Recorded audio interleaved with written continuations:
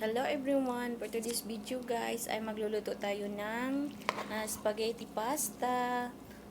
Let's go!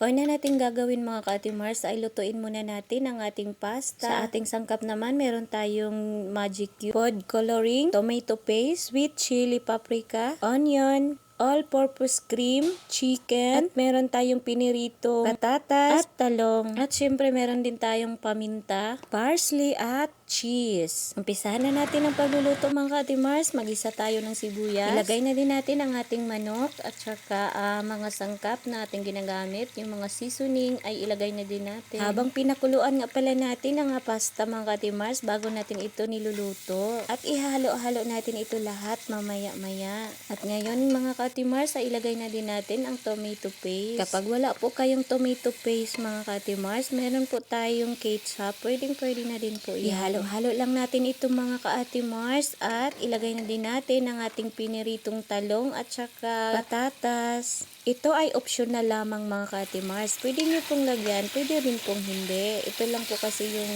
ginamit ko para mas malasa yung aking nilulutong pasta, spaghetti.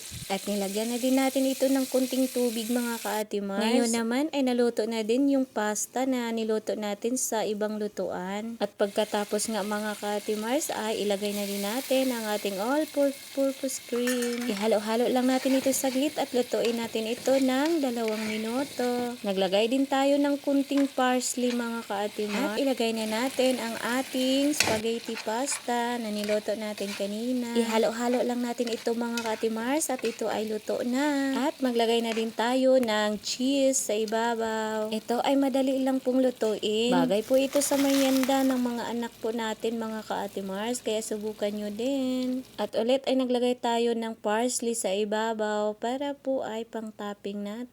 Tapos na ang ating spaghetti pasta mga ka-Ate Mars. Thank you for watching everyone. Kung nagustuhan po ninyo ang aking video, huwag niyo po sanang magkalimutang mag-subscribe, likes, comment, and share po. Maraming salamat at